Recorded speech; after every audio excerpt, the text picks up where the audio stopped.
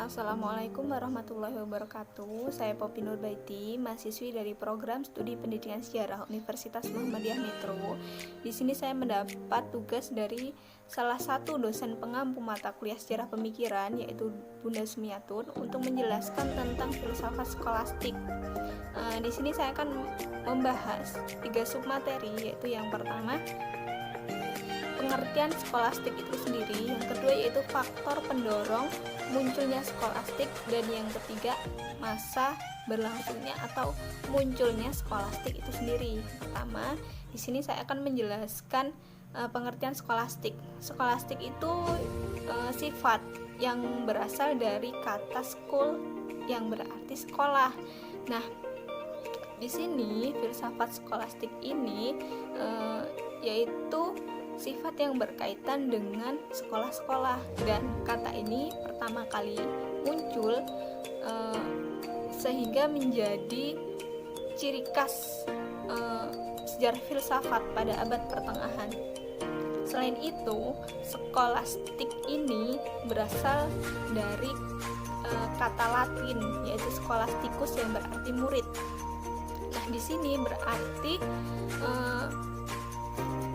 skolastik ini sendiri yaitu suatu gerakan filsafat dan keagamaan yang berupaya mengadakan sintesa antara akal budi manusia dengan keimanan. Nah, pada masa ini juga istilah skolastik pertama kali muncul yaitu di daerah Galia dengan tokohnya yaitu Abelardus, Anselmus, dan Petrus Lombardus, sehingga mengalami kejayaan pada abad ke-12 dengan tokohnya yaitu Thomas Aquinas, Bonaventura, dan Scott dan Occam. Di samping itu, filsafat skolastik ini sendiri mempunyai beberapa ciri khas.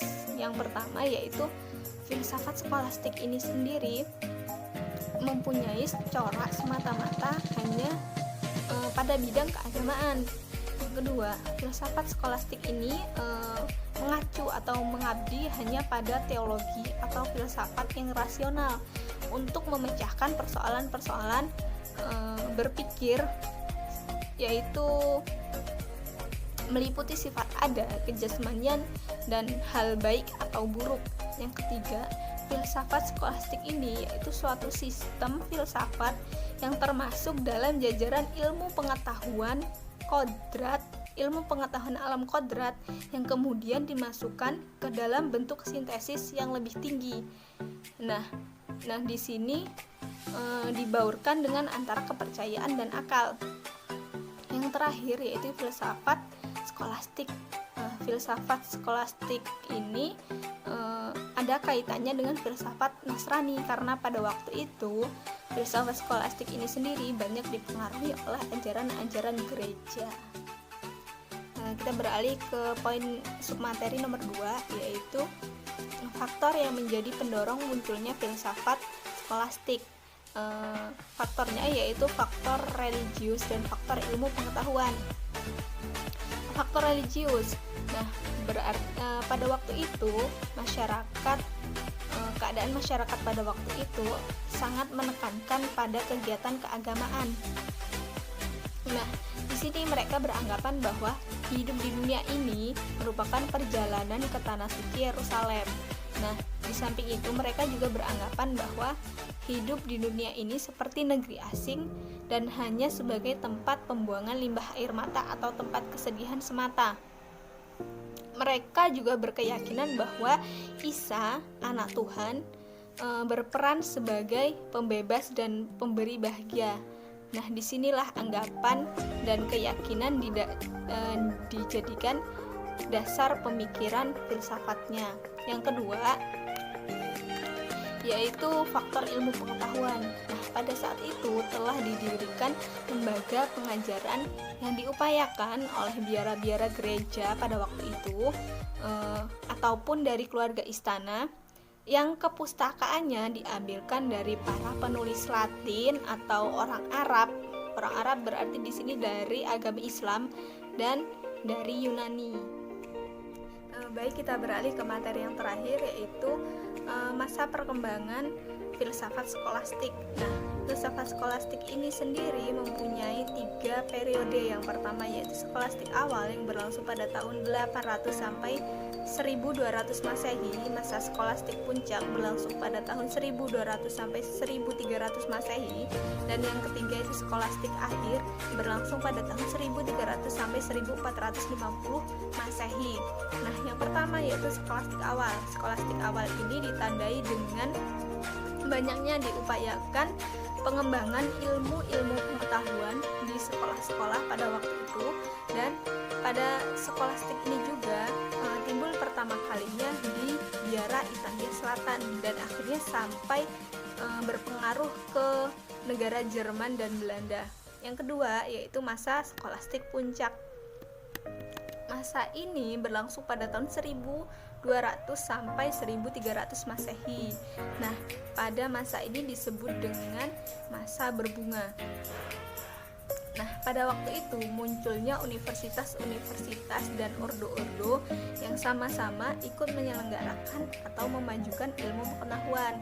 Nah, maka dari itu disinilah yang menyebabkan masa ini disebut dengan masa yang berbunga. Di samping itu, peranan universitas sebagai sumber atau pusat ilmu pengetahuan dan kebudayaan itu juga menjadi faktor yang mendorong filsafat ini jaya pada waktu itu.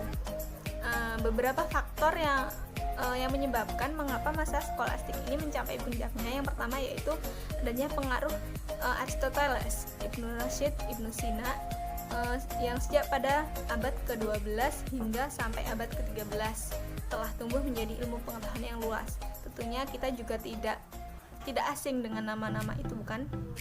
Yang kedua yaitu tahun 1200 didirikannya Universitas Alma Mater di Prancis. Universitas ini merupakan gabungan dari beberapa sekolah. Alma Mater inilah sebagai awal atau embrio berdirinya universitas di Paris, di Oxford, di Montpellier, dan Cambridge, dan lain-lainnya. Yang ketiga yaitu berdirinya ordo-ordo. Ordo-ordo inilah yang muncul karena banyaknya perhatian terhadap ilmu pengetahuan sehingga muncullah dorongan yang kuat untuk memberikan suasana yang semarak pada abad ke-13 pada waktu itu. Nah, dan yang terakhir itu skolastik akhir. Masa ini berlangsung pada tahun 1300 sampai 1450 Masehi. Masa ini ditandai dengan rasa jemu terhadap segala macam pemikiran filsafat yang menjadi kiblat sehingga memperlihatkan stagnasi atau berhentinya pemikiran filsafat pada waktu itu. Nah, di antara tokoh-tokohnya yaitu William Ockham dan Nicholas Cossessus.